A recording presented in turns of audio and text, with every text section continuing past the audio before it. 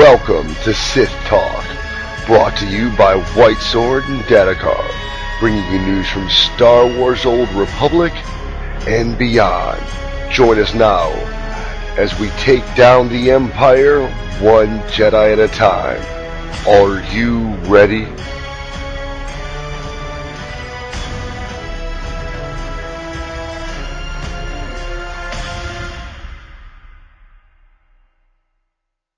Hello, everybody, and welcome to the first episode of Sith Talk with White Sword, also known as Kevin, and my friend and co-host David or Datacard. Hello, everybody.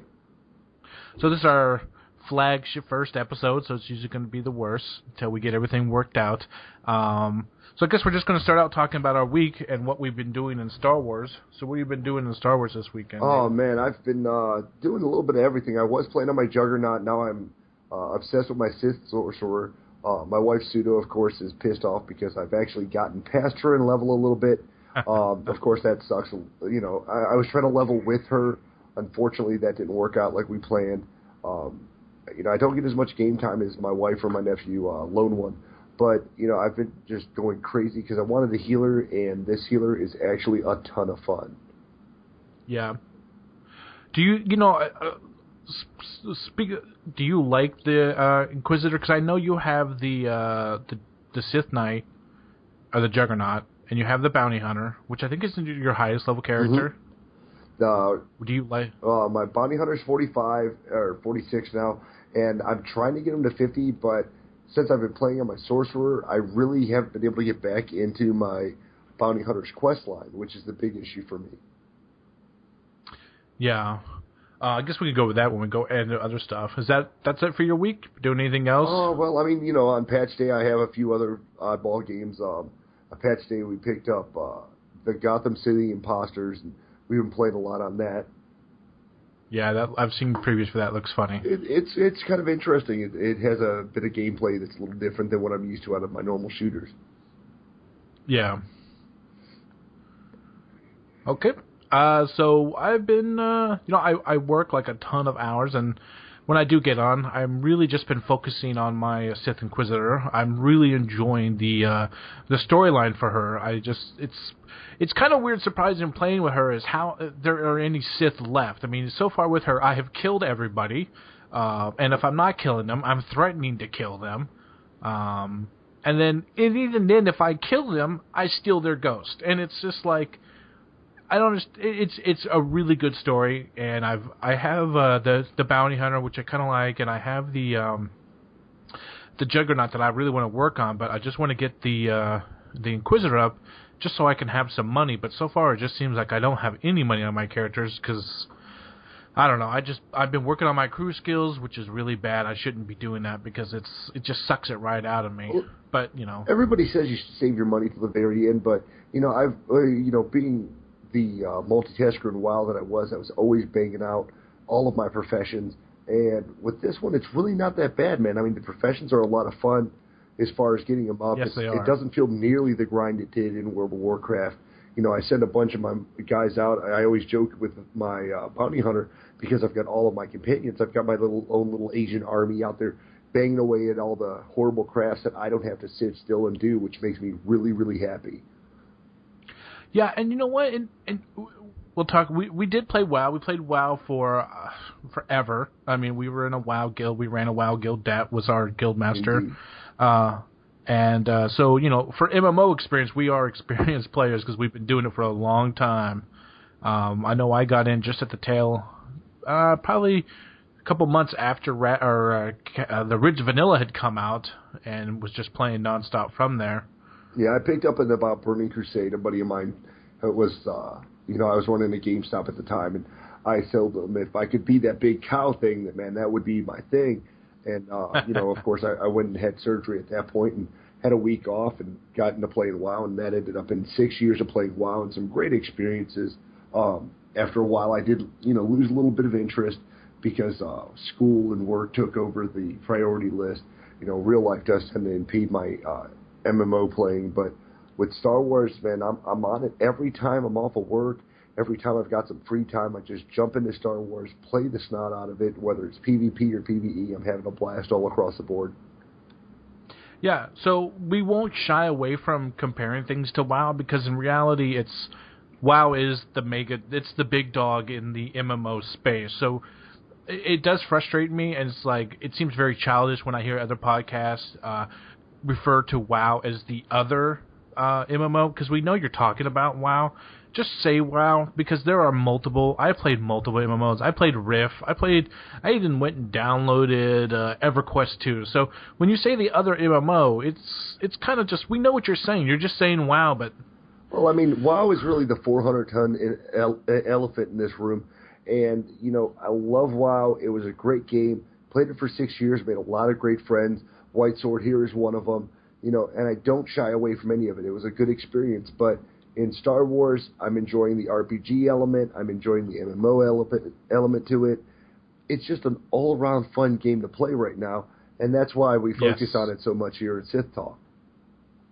Yeah, and you know what? It's after playing, you know, we had been talking about doing a podcast for a while. It was never brought up about doing a World of Warcraft podcast because it was at that point where we were trying to raid, we were trying to do all these things, and you know, we were busting our ass doing it. It didn't seem something like I felt we really wanted to do. But this game, I think, has really pushed us to do that because we enjoy it, and I think it's because there's not that many. I mean, there are about a good handful of podcasts out there. So we wanted to start our own and try it out and see how it goes. And of course, right now, you know, we're playing Star Wars all the time, and it is a lot of fun. It is a very good focal point. It has enough user-friendly options that, you know, from levels 1 to 10, it's able to immerse a player who either just likes MMO or, for that matter, is just, you know, into the Star Wars universe. There's plenty of lore to get you interested, and, you know, my wife has started trying to read some of the books. We got her a bunch of them on the Nook. We've got a few of the previews, and she's saying that the lore she's learning is really good. I hope that at some point she decides that she's confident enough she can record something for the podcast and give us a little bit of the tidbits that we don't know about. Well, that's the thing, too, is not being a huge Star Wars fan, I enjoy the movies. That's about as far as my fandom goes. A lot of the stuff that I'm encountering is really interesting, but it's stuff lore-wise I don't know about. I could tell you everything about Thrall, blah blah blah, because I just enjoyed that stuff. But here, it's beyond the WoW lore. It's got multiple books that it's almost like where do I start because there is so much. Yeah, and that's one thing that I was trying to figure out. Like I wanted to get a little bit of the lore because I thought that would bring something to the show. But then I thought to myself, you know, I like some of the movies. You know, of course, I grew up. I'm 6'7". I've always been associated with Wookiees. Not that I'm that hairy, thank God, but, you know, that's something that I've been thinking about, and that would be fun. But, you know, the lore in the game gives you just enough to get your interest peaked, and we're playing prior to the original 3 movies, so all the history that we're making as we go, you know, we're not trying to be Han Solo. We're not wanting to meet Han Solo. We want to be Han Solo's predecessor, and that is something that's fun.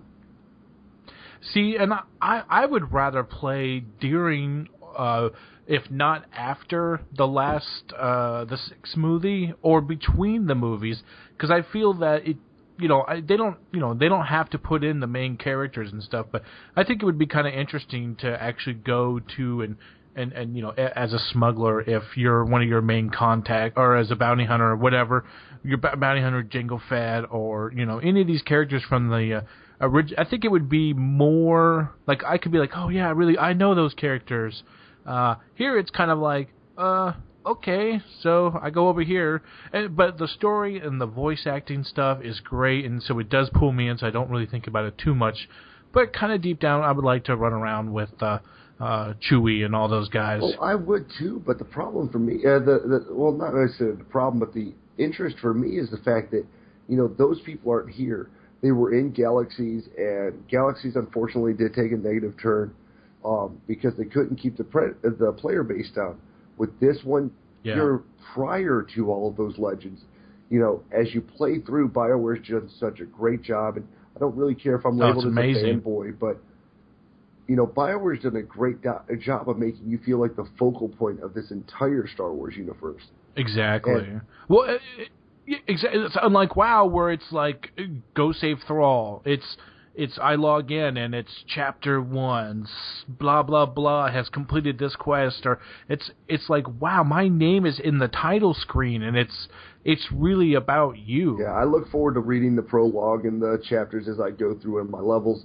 That's one of the things that kept me entranced with my bounty hunter was every time I'd make another step forward, whether it was a prologue in levels 1 through 10 or chapter 1, going up to level 30, chapter 2, which I've already passed and I'm into chapter 3, it tells the story of you, and then you go into the next chapter and now it's, you and how you affect the entire Imperial Army or Republic Army, depending on which side you're, on.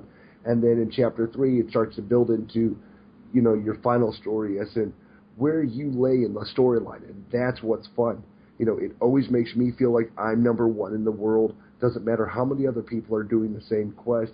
With World of Warcraft, I was collecting Planestrider heads or killing abominations, and it really didn't matter how many I killed. And it's not like you're not collecting stuff in this, too. I mean, that's going to be the typical MMO, I need you to go get me 10 of this or 10 of that. Indeed. But I like that I'm getting 10 of this or 10 of that in this game. And I don't know what it is. Maybe it's just that I want to like the game so much, so I ignore the fact that I'm collecting 10 swamp rats or whatever on Tatooine, or it's I don't even think about it. I just like it so much. Well, and they do have a Womp Rat quest.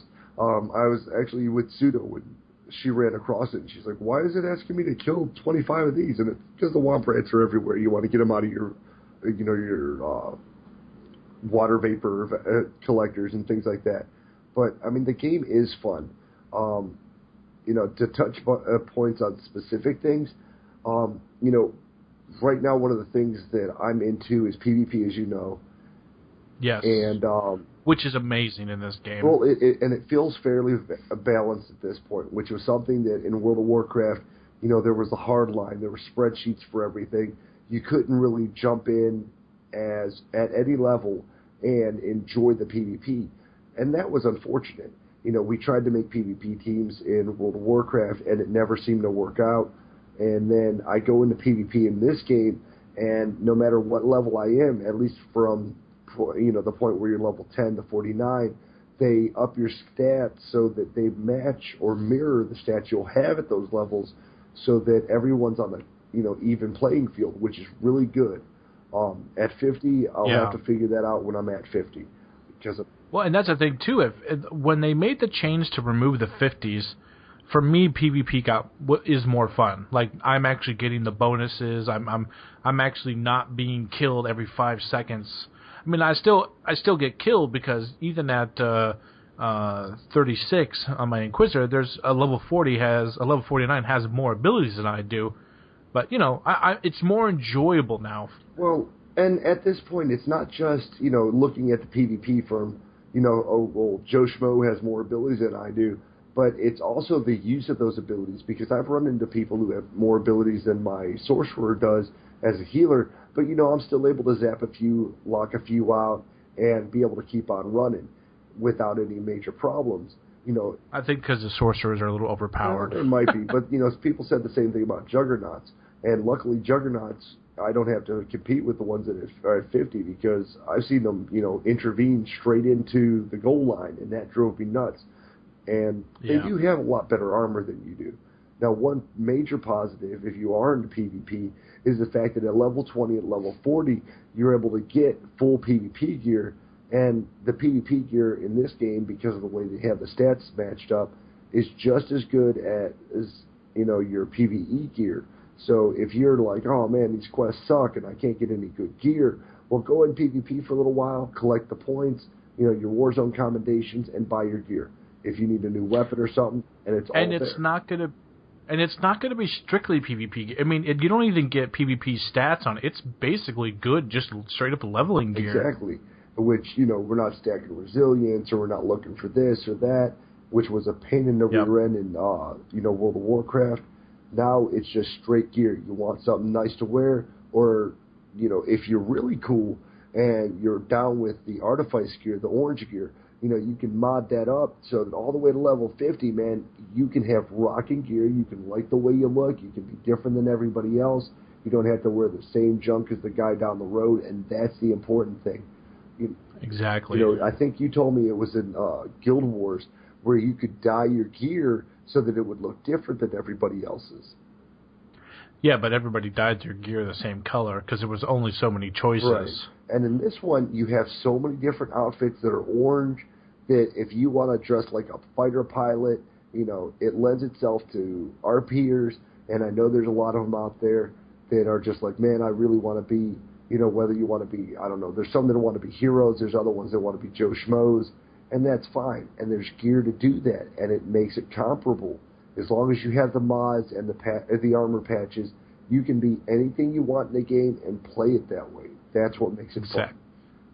Well, speaking of Joe Schmoes and with them, how are you doing with the light and dark system? And what do you think about there was a post that somebody had made that if I wanted to be like a Qui-Gon Jinn, whatever, I can't ever pronounce his name, in the first movie, because he seemed kind of a very neutral type Jedi where he was just like, sometimes you got to do things that aren't always on the list, and they're going to be adding a neutral stat so that if you play neutral, you'll have the same access to stuff as the light and dark person does. How are you in that system? Are you going light and dark in all your characters, or you just going straight dark because we're Sith? Well, not to kiss Scott Johnson on the butt or anything, but to be perfectly honest, with my bounty hunter, I've been playing major light side because that's what Mako likes. Mako keeps me healed, and I love her for that.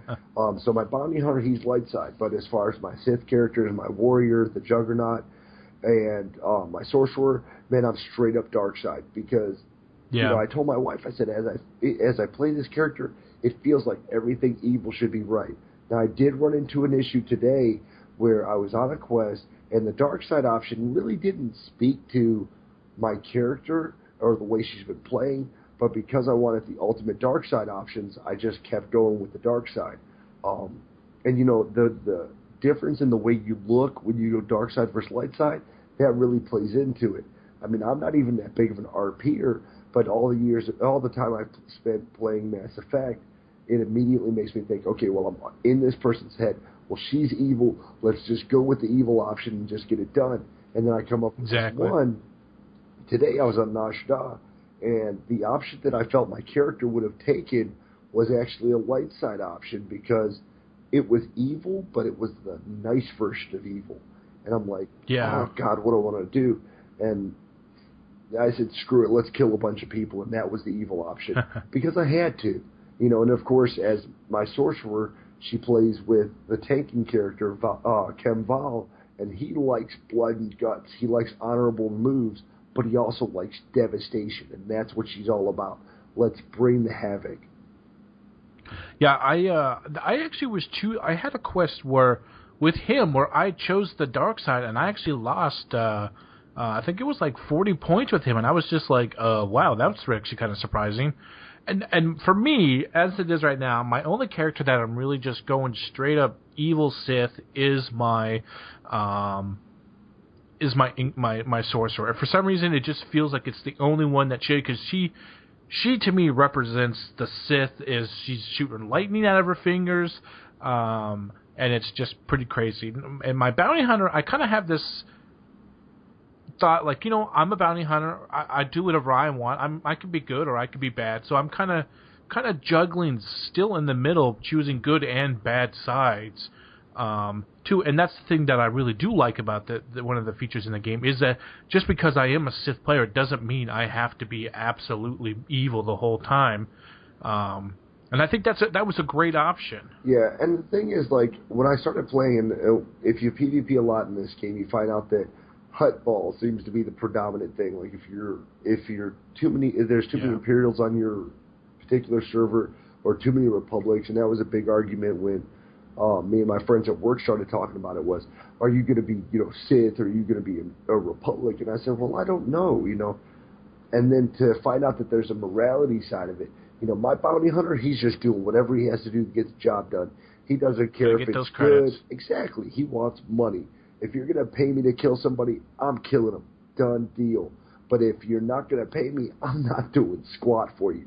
I make my own destiny.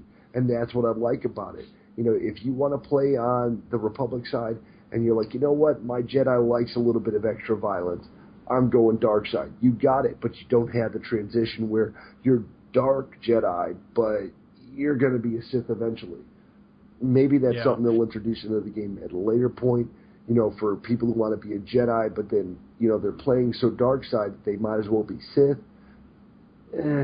Well, somebody had, because we listen to a lot of the different Star Wars podcasts out there, and I guess in the video that they put out about the different stuff that's coming out within the couple patches, somebody had noticed that there was a Sith Juggernaut of a class that's only available to the Jedi side. Yeah.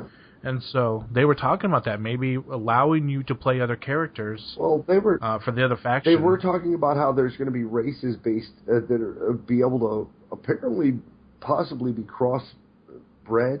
I mean, I don't know about you, but the idea of a Sith Twi'lek or a Rataki Twi'lek would be kind of cool. I could just imagine the gigantic dangly head brain things hanging out of their back with spikes hanging out of it, because that'd be just kind of ill for me.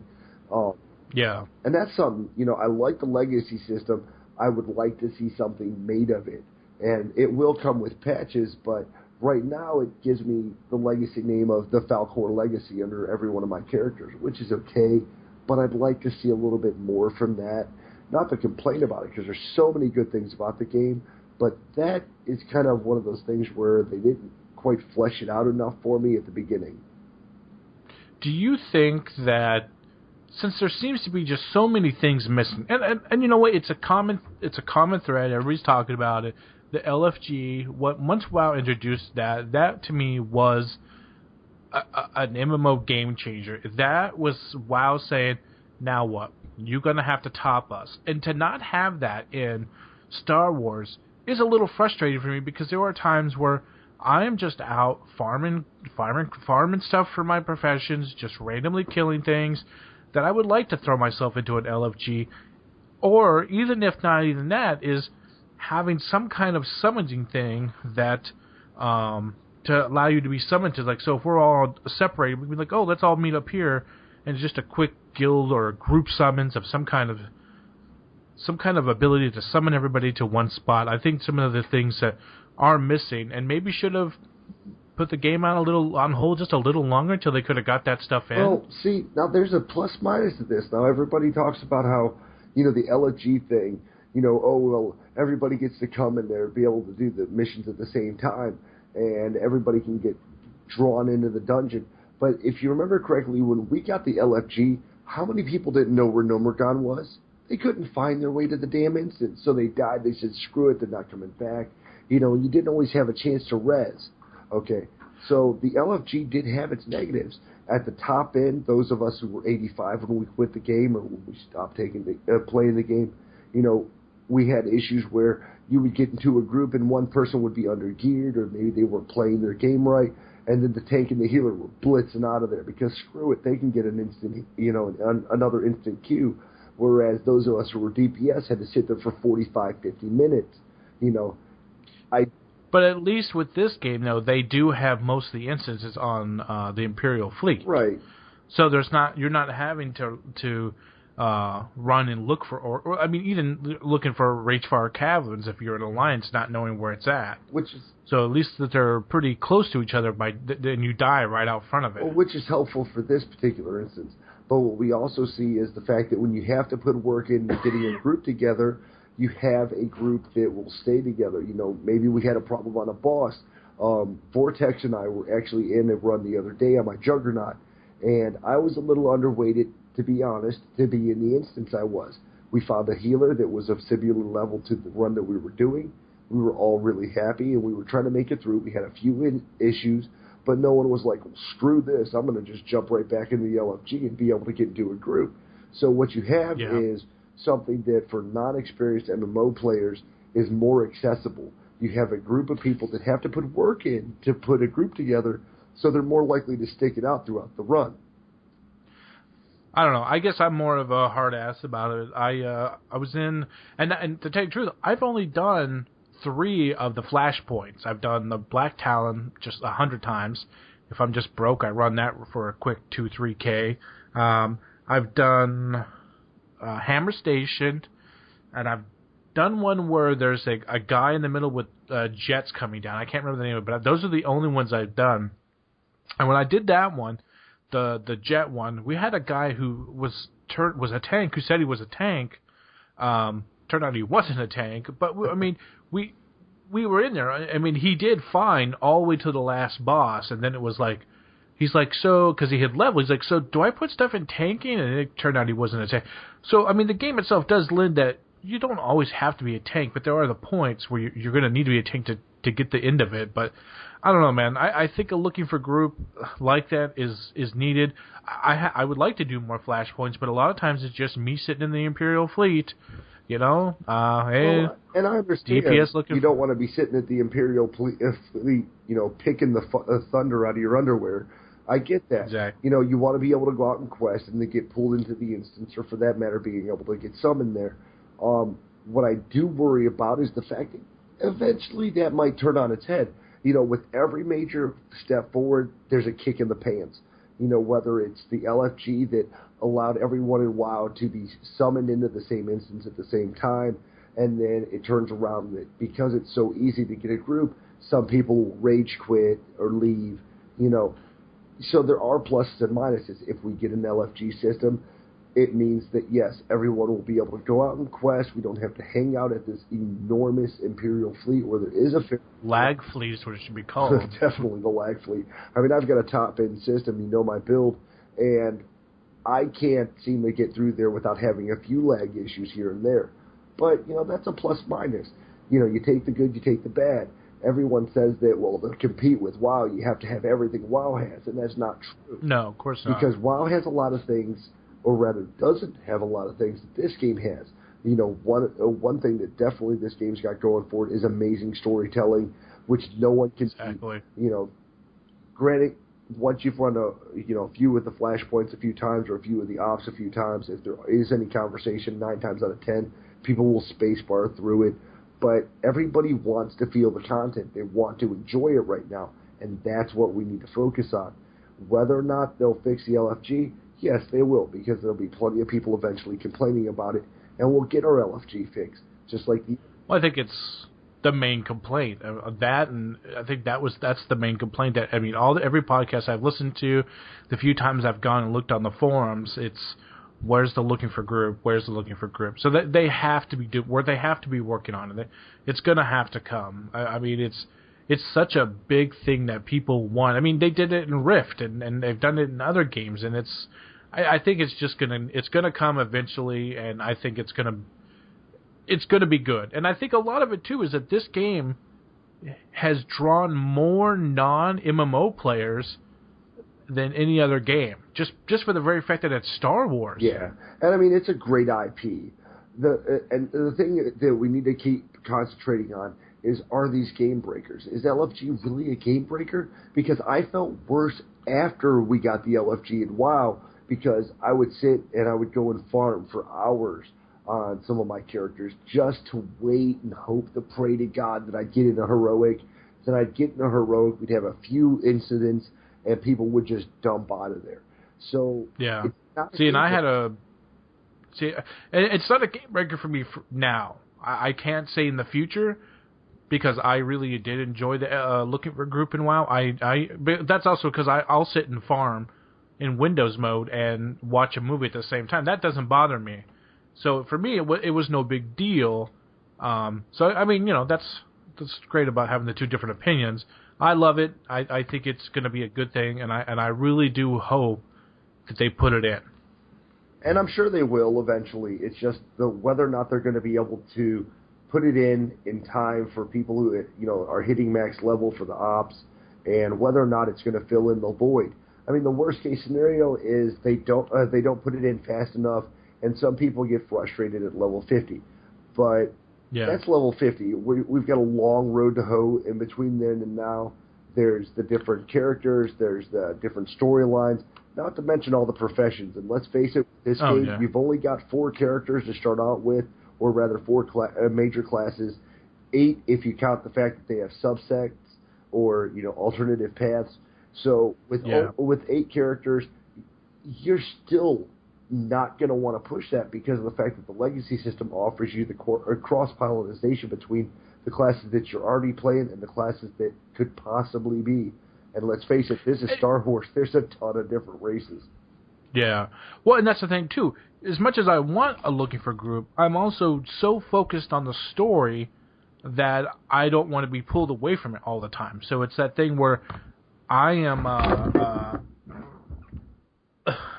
I am enjoying the story of my Sith Inquisitor so much to the point that I'm just like going. It's like, crap, I'm at a point where I could not complete the story that I'm at, so I need to go out and farm. So I think that's when a Looking for Group type thing would actually be good, because you can then take that break that you need to gear up, get your items and everything you need just to allow you to continue on your story instead of having to farm. Because as much as I love the story, there are times where it is kind of boring, where I'm just like, okay, maybe it's just the planet, maybe it's just the mood I'm in, but I think that those in-between sections where there's no really good things coming in, that a Looking for Group would be good to allow you to fill in those gaps, to allow you to get the gear, to get the extra level or two you need to complete your story. Well, and as far as the gear goes, like I said, you can get it from PvP, you can get it from PvE. Worst case scenario, find a buddy who's crafting and, you know, get them to hook you up with some good stuff. As far as filling the gaps on the levels, man, you can do anything. Like with my Juggernaut right now, I'm sticking with flashpoints and PvP and Class Quest because I want to hear the story, but I don't feel like doing all the side missions. I was actually on, I think it was Valmora the other day on my Sorcerer. Okay, now on my Bounty Hunter, I was blitzkrieging, you know. It's my thing. I want to get the max level as fast as I possibly can. No questions asked. I just want to get to 50. That's all I cared about. And I missed something like 25 quests just because I didn't talk to a guy when I was headed out of the spaceport when I hit the level to get out of there. And, you know, that's what makes it a lot of fun. There's a ton of different missions. If you want to quest your way to 50, you can quest your way. If you want a PvP, and, you know, that's what keeps it interesting. You know, I was an Altaholic on WoW. I had every... I'm going to be an Altaholic in this game, too. Yeah. Unfortunately, I have a few whose names I unfortunately can't even completely pronounce. I named one after a ghost chili pepper. I Googled names. That's how I came up with my sorcerer. I was like, well, she's red-faced. Why not? And I Googled the name and found it was Naga something or other that I came up with for my sorcerer's name, only to find out later that in the game, the name Naga is actually the name of a Sith Lord. Didn't even realize it. You know, and I was an Altaholic. Surprised they allowed you to have it. There's been a lot of names. I actually PvP before this episode. I was in PvP match, and there was a dude named Boss, you know. Well, remember the guy we saw with Neighborhood? Yeah. And his legendary name was Spider-Man or something like that, reverse, one of the two. Exactly. And, you know, it allows you to have a lot more fun as far as the legacy names go. But there's a lot of potential in the game. It's fledgling. Yeah, exactly. And as I told you before, this was my first time playing a game since beta, so, you know, when we get into the game and it felt so well fleshed out within the first 10 levels of each one of the classes that I played, and then I get into the game, PvP seems fairly equal. You know, I do know that they had that issue with Ilum where somehow, some way, somebody in programming forgot to go, hey, let's turn on those guns so that they can't get farmed at the spawn. We forgot to turn the guns on. Whoops. Hey, who's the idiot? Forgot to hit the power breaker. Derp. Yeah, so that's my thing. I think a Looking Group would allow you to get that, because that's another thing is, like, if you don't have the professions that really complement your character, you're kind of I'm finding, like, on my my warrior, I'm just under geared all the time, but my Inquisitor, who has Sith weaving, she's just got gear, you know, all over, so she's doing really well. So it's like log off, make a bunch of gear, log back on. Well, I did run into an issue with my sorcerer. I had no problem with my archaeology or my Sith weaving. But then Underworld discoveries were an issue that I was falling into because I actually need a fabric that I can't get unless I have it. So now, while we're talking, I'm actually running missions trying to get the Underworld trading up. And it's not horrible.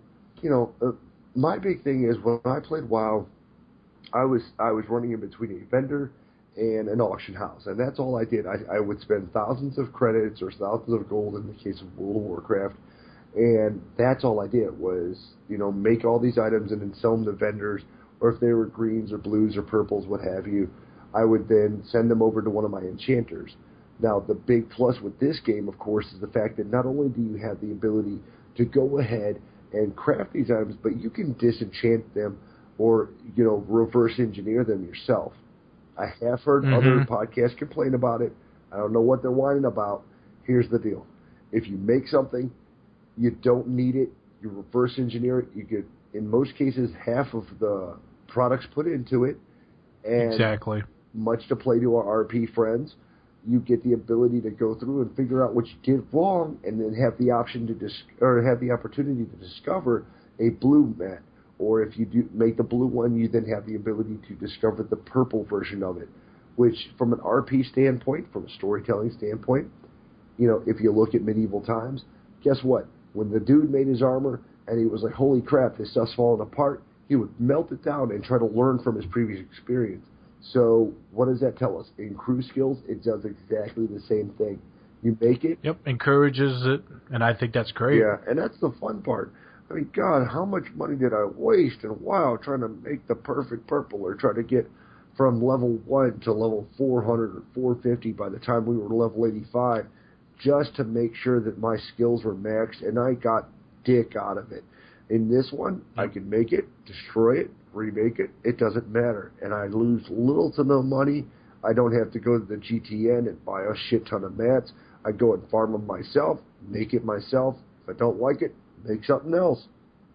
I'll tell you, that is one of the things I've actually kind of been making some money back is when I am playing around, I have my other 3 guys out just collecting.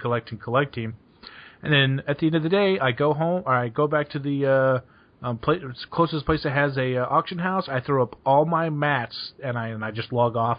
Usually by the next 2 or 3 days, I'll have a mailbox full of money. For the people that are trying to power level their way up to a higher profession, I get the money from that. So that's kind of cool. Yeah, and I mean, honestly, the Galactic Trade Network, I will give you the honest to God truth, I absolutely hate the auction house. Oh, I hate it with a passion. Give me Auctioneer. Well, and I don't even need Auctioneer. I just want a simpler way. Like, if I want to look up light armor or armaments, or just, if I want to look something up, just give me the option to select it. Give me light armor, heavy armor, medium armor. There's only 3 armor classes in the game. Just let me look at them. Well, I want more detail. I want to be able to look up pants or just helmets or gloves. I just think, I mean, they did a good job on the, but it just seems so, I don't want to say complicated, but it just seems like there's so much more. It is a little over the top. I will agree. It is. I mean, I was looking for mats, and of course, when you go in there, you got to look it under who uses, what crafter would possibly make it, who would possibly use it. And then, of course, they have the... Now, this was one option that they have on there that makes no damn sense to me, is which one of my people could use it. Like, is it me? Is it Mako? Is it Bailey, Bob, Joe? Why the hell do I care what my crew can use it? I don't give a damn what they use. I can look that up and buy the stats on it. I mean, the stats are very clear-cut, so what the hell are they making me choose the person's name? Leave that as And all. have you tried that? Because every time I do that, if I'm searching for something for one of my characters, I'm like, okay, you know what? I need some tanking stuff. I'll search it, and I get nothing. I type in everything, and then I click on the level I need. Oh, there's like tons of stuff. Yeah, it is a bit confusing, especially for someone who's never had to use a auction house before. I mean, you and I both ran Auctioneer when we played WoW. Do I think the mod needs to be there? No. I would rather not, because I have heard a lot of people mention that, well, we wish we had mods, because if we could make mods, it'd make things so much easier. But if... I think mods would benefit BioWare in the sense that a lot of stuff people could they could just be like, well, we're not going to make that, but the community can make that for you. And I think that's the way WoW took care of a lot of its problems. It's like, okay, well, we could make our auction house, because in reality the WoW auction house is very bland. You throw Auctioneer on there, and it becomes a much better interface and a much better auction house. But what you do also run into when you have those mods, and you know this from World of Warcraft, I ran up to 150 at one point, not including my UI mods, and what would happen is they would release a patch, and suddenly half your mods wouldn't work, so you'd have to go through and update those using, any of the various mod providers there were, and you'd have to go and update your mods, or if the update didn't work, then you had a broken mod, or for that matter, your game didn't run right because of the fact that the mods were there. With the way that BioWare is handling it and trying to update things and fix it themselves, they're saving us aggravation. And on the user side, that makes me happy. I guess for me, that's when I played my Xbox. Or I just would farm. It's like, okay, well, I mean, not that I use too many. I actually liked the stock WoW UI. For me, it was like, okay, well, this is the time I don't use the auction house. Because to me, I guess it wasn't that big a inconvenience. The only thing that really inconvenienced me is I got addicted to my bag add-on. And when that would break, that was the only one that would kind of really annoy me the most. Is my bag. Other than that, I guess I just learned to deal with it. Just didn't care. But it was annoying. But it was one of those things that's like, well, it's not going to stop me from playing. I mean, the game still plays still the same, and my buttons are still the same. It's just my look of the game. Well, there's a good question for you. Now, in this game, you buy bag slots as opposed to buying additional bags, which was kind of a plus minus on WoW. What do you think about the bag system? I mean, I don't run into a lot of spots. Mainly because one of the fun things, of course, the fact that you have your cargo hold, that's where you put all your crafting materials, less, crap in your bags. Do you think it's better that they have the system set up the way they do, or would you rather bag slots? I like the way the system is now. I like that I can stick stuff in my guild bank or in my bank and not think about it. It's like, okay, look, when I go out and when I'm out playing a plane, I think I've unlocked 2 tiers in my actual personal bag because I do get out there so much that I farm everything. If I'm on some planet, I might be out-leveled it, but I'm still might be in that level of crafting items. So I pick up everything as I'm running around. I see that node, I go over there and I'll farm it.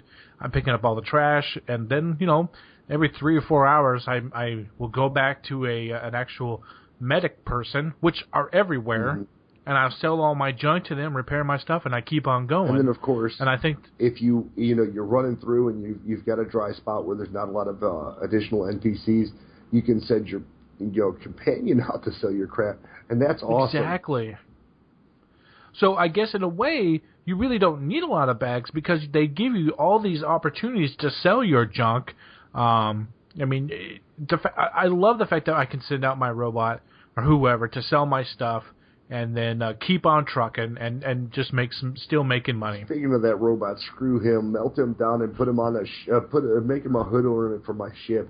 The Fury could. Well, they've done a lot better since they cut his voice stuff down. They cut it down, but damn it, cut it off or add some lines. I understand they have to pay for voice talent, but that guy's just damn annoying. I can't get any affection with him. I can't get him to be any nicer to me. And granted, most of my characters that he's talking on are evil, so he's kissing their ass. But who the hell paints the ship the exact same color so he doesn't offend anybody? Really? I still love, my favorite thing he says is, what is it? Hail to the Emperor, but most importantly, hail to you. I love that one the most. I get very frustrated. I get on my ship and he's like, "Oh, I've increased the efficiency of your engines. You should notice the 0.00001 increase in efficiency." What the hell do I care? I gas her up and I go. Who gives a shit whether or not I get the efficiency? It's a starship. I don't expect it.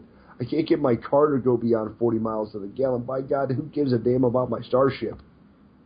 And, it was funny in the beginning, and it's funny, and it's just one of those things that's like, okay. And that was the thing. I would like the option to rename my pets, or my companions. Well, I would definitely rename him Bucket of Bolts. Bucket of Bolts. pile of shit.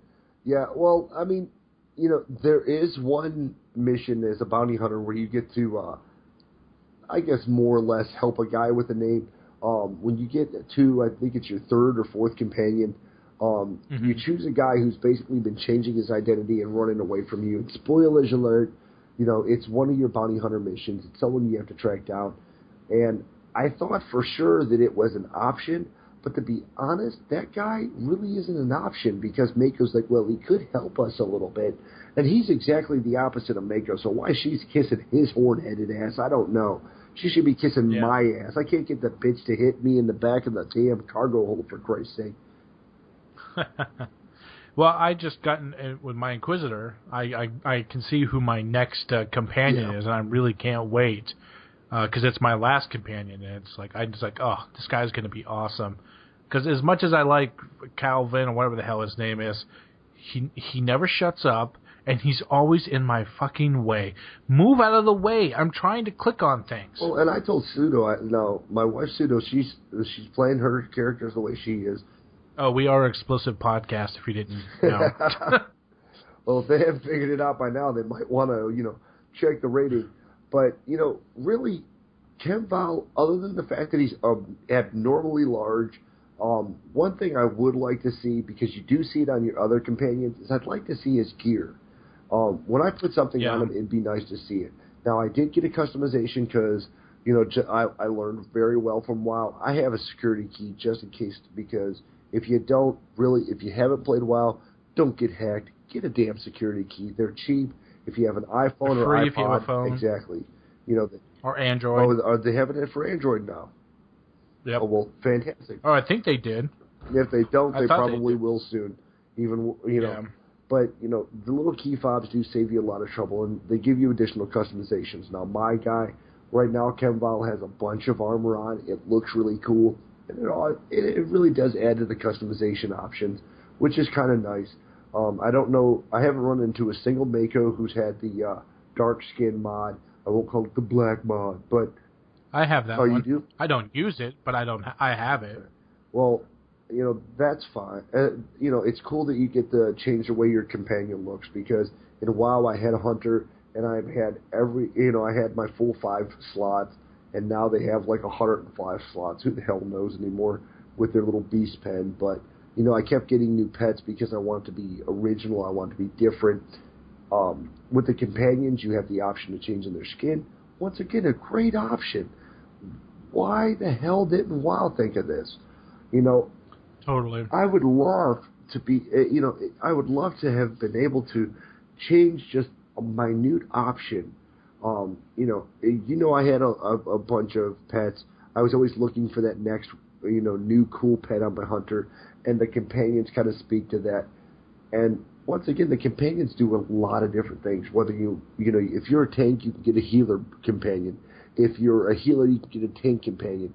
If you just want to go full balls to the wall, it's DPS and DPS companion. That is an awesome option. Exactly. It also lends itself to being able to get out into this MMO world and do things on your own. If you want to play it as an MMO, you can group up with people, and I do occasionally. I throw out invites when I see someone working on the same mission. No sense of being a douchebag and making you wait for a respawn. Come over here, help me kill this elite or this champion real quick. Sure, I could kite him around and end up killing him in the long run, but since you're here, come on over and let's do it. Yeah, I just checked the Android market, and I could not find the app, so I guess I was wrong about that. Well, I mean, maybe LucasArts will be, throwing that one down the pipeline. Remember, of course, that is something that's, somewhat or more likely to be driven by the consumer, so some of their apps aren't going to be available. But there is the one for the iPod Touch and the iPhone, and if I remember correctly, it works on the iPad. I'll have to double-check that, but... Yes, it does. I have one. Okay. So, you have a great bunch of options for your security key if you don't want the $5 key fob. But remember, the $5 key fob opens up a ton of conversations. I don't know how many times I've had that WoW keychain on there, and everyone's like, oh, you play WoW? I would have never thought. Yeah. And it just protects your ass. If you're playing these characters, you're investing these times. We've got 1.5 million people playing Star Wars right now. God only knows how many people are trying to break into the credit market. And that's another thing. Yeah, I get those emails, which they give me one free credit, which I always take and report for spam. Well, you know what, though? To be honest, the amount of mail I get in this game right now for free, selling credits is not nearly as high as what I used to get in WoW. Once again, there's a gigantic time gap there where WoW was out for 7 years, before, and now there's Gold Farmers. But Gold Farmers in that game came in within the first year, whereas I don't see the same GTN manipulation that I saw on Scylla on our old WoW server. But do you think that is because there's no decent UI for the? Do you think if they did go back to the auction house, if they did implement something like that, do you think it would increase? Oh shit! Excuse me. Increase it because now people can actually use the auction house and are making money from it. I don't know that would make a difference. I think because the game's still fledgling, and at this point we're almost 3 months into it. There was no chance for the credit farmers to get into the beta, or less likelihood. Do I think it'll happen eventually? Of course it does. Wherever there's a market, wherever there's a possibility for manipulation, there's going to be some opportunist who tries to get into it. Right now, I'm not worried about it. Granted, yes, it's a little expensive to afford your speeder and your speeder training right now, but once again, that's something that'll meter out with time. And people at level 50, from what I'm hearing, aren't having a problem with credit. There's plenty of dailies. There's the holocron missions to help bolster their stats. So there's more to the game than just end game. And that's what I think is keeping them from getting a stranglehold on the market like they did in World of Warcraft. And that's what makes it interesting. None of my characters are deficient on cash. I've got, cross... Oh, I'm a broke joke. Well, I would like to say that I have problems, but I don't. Most of my third or fourth, more or less my third crew skills are cross, they're cross-genre. So each one of my characters can eventually use the crap that the last guy's totally done using. My bounty hunter's at 400 across the board, so he has absolutely nothing he needs. So he ships those off to my Juggernaut. My Juggernaut goes through the crap that he has. He's almost maxed out. Ship it off to my Sorcerer, and right after the other. So I've already got a system in place where if I want to max out my crew skills long before I ever hit 50, I have them.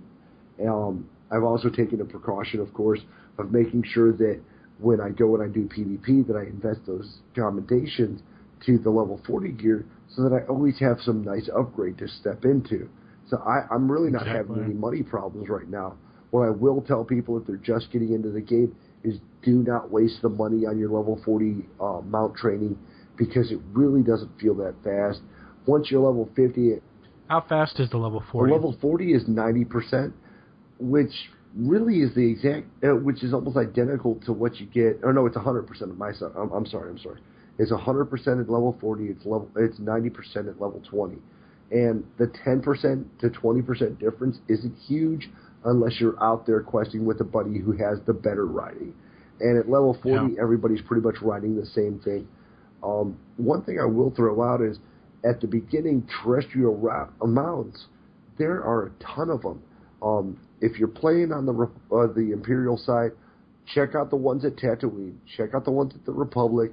If you get to Alderaan, check out those. Because each one has a slightly different skin, which once again lends itself to that, feeling of you being the only one. I have a Kurzak Striker, I think it's called, on my Bounty Hunter, and it was cool. It was a level 40 mount, the level 20 mount, I put in at Tatooine, and it was basically just a standing mount. It had a cool red and green design on it. It looked like shark teeth. Really cool. I think I have that same one, but the lower speed one. I have the level 25. Right, and then level 25 one. It looks really cool. My nephew and of course I got the one from the deluxe pack, and I'm tired of everybody having the same one. And in World of Warcraft, you remember we were mount hoers. Every time we turned around, we were like, "Oh, new mount! We got to go and farm this shit." And it got frustrating because you thought you had the newest, coolest mount, and everybody on the game had it. Right now, you have a real sense of individuality, whether it's your companions, your mounts, your crew skills. everything makes it feel much more like it's yours and yours alone. That's what keeps me playing. Exactly. Well, speaking of that, we're going to come to the end of the first episode, and just want to throw it out there. If you are looking for a guild or want to come and join us, we play on Port Nowhere on the Sith side, and our guild is Wookiees Taste Like Chicken, which is a great name. Well, you know, it was either that or Jawa stole my bike, and I thought that it might be a little too racist, but I think I've seen that on our server. Oh God, someone stole my name. I've seen something about bikes. I'm pretty sure. I think it was Jawa stole my bike. So if you want to come back to and we are a very social guild in the sense that we mostly will just BS on Vent and play at the same time. And if that's what you're looking for, and if you're new to MMOs and you're just looking for someone just to come and hang out and try out, come and play with us. Do a /who on the Port Nowhere. Wookiees Taste Like Chicken. Pretty much everybody can invite. We are a very small guild at the moment, and hey, if we get more people in, that's more than merrier. We're looking for anything. If anything, come and play with us, and we'll have a great time. Indeed. I mean, you know, my wife runs the guild, and she's keeping the ranks in line, and you know, just like in WoW, she's always looking for new and creative names for ranks. She's currently got the ranks reset. I don't remember what the ranks are. Would open the game, but I don't want to deter from the podcast. You know, right now I'm ADD and I'm tired. I've been working all night. But you know, we are a social guild. We were a social guild on WoW. We'll always be a social guild. Life is on Vent. We don't. If you like to RP, I guess that's up to you. Please don't RP in Vent because that will scare me, and I don't like to be scared. I say go for it. If you want to RP event, I will mute myself, but you know, I will enjoy it. So that's going to be our first episode. Is there anything you want to plug or anything like that? Well, I am doing the Universal Hate Machine here shortly. I should be posting this weekend with that. With my next day off being on Monday night, I'll probably be starting to post that. But Universal Hate Machine is the only other thing I got going other than this one, and of course playing the snot out of my characters on No Port Nowhere. How about you, Kevin? Well, besides this, I do run a YouTube channel where I do make random videos. I need to start making some Star Wars videos, but other than that, if I'm not in this game, I'm playing Minecraft like a madman. But other than that, that's really about it. I guess then, thanks everyone for joining us. My name again is Dadakar. You can find me in game under Dadakar, Rakat, and a few other various names. Once again, I am an alcoholic. And Kevin? Yeah, and I am under Savon, and I am an alcoholic too. Or not an alcoholic, an alcoholic. So yeah, come and look us up on Port Nowhere, and we'll invite you, and let's have a good time. So everybody have a nice day, and Akamagosh. Well, that wraps up this episode of Sith Talk. White Sword and I would like to thank you for joining us. You can find us at facebook.com/Sith Talk. Follow us on Twitter at Sith Talk. And feel free to send us your questions and comments at sithtalk@gmail.com. Thanks goes to Podomatic.com, our podcast host, Free Play Music, and Music Alley for our music. And until next time, remember, peace is alive. There is only passion. Through passion, I gain strength. Through strength, I gain victory. Through victory, my chains are broken. The Force shall free me.